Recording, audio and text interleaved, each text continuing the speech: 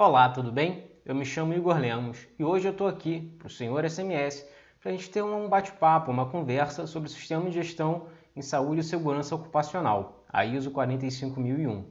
Essa nossa conversa está dividida em 5 partes. Uma parte introdutória, uma parte histórica de qual o contexto de surgimento da ISO, os principais pontos do Sistema de Gestão ISO, as normas que se correlacionam a esse sistema da ISO 45001, como se dá esse ecossistema e as partes periféricas ali, antes de fato entrarmos num sistema de gestão, tudo aquilo que antecede uma auditoria dentro do sistema ISO, ok? Então, vamos lá? E a Organização Internacional de Padronização, a ISO, ela surgiu ao final da Segunda Guerra Mundial, lá por volta de 1946, 1947. Então, desde a sua origem, ela está sediada na cidade de Genebra, na Suíça, mesma cidade que estão sediadas diversas outras organizações que também surgiram no contexto do pós-Segunda Guerra Mundial.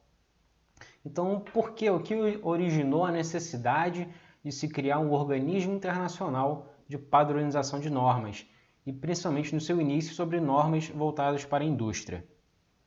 Porque era muito comum até aquela época você fazer encomenda de uma peça ou de um maquinário, e quando essa peça chegava até você, ela não servia, porque ela foi construída tendo como base outros padrões, outros sistemas de medição. E até mesmo o esforço de guerra de Hitler, ele foi prejudicado devido a essa diferença de padronização. Os trilhos alemães, eles tinham uma largura maior do que os outros países ao redor. Então, os vagões, todo o sistema de locomoção de trens da Alemanha, ele tinha um porte maior. Então, quando Hitler chegou ali à fronteira de alguns países, ele não pôde prosseguir com os seus trens, porque o trilho dos outros países eles tinham um padrão menor, eles tinham uma dimensão menor. Então, simplesmente, todo esse aparato de guerra aí de Hitler ficou parado devido a essa diferença aí de normas. E avançando um pouco mais aqui na nossa conversa, como já foi dito, a ISO ela é composta por diversos países. E como esses países então eles fazem para se organizar, para determinar como é que devem ser seguidos os protocolos, os procedimentos?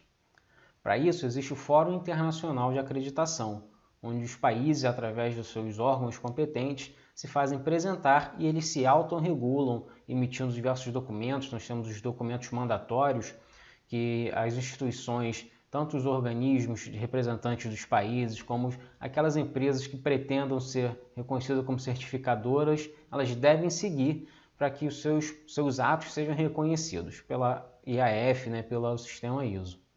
E o Fórum Internacional de Acreditação ele serve justamente para isso. Dentro desse fórum, os países, esses organismos, eles se autorreconhecem como autoridades competentes.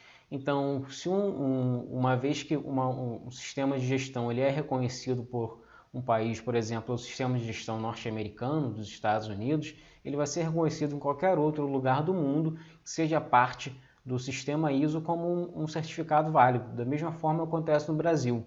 Quando um certificado ele é emitido por uma instituição vinculada ao nosso organismo, ele é reconhecido por todos os outros organismos que compõem o sistema de gestão internacional, que compõem a ISO.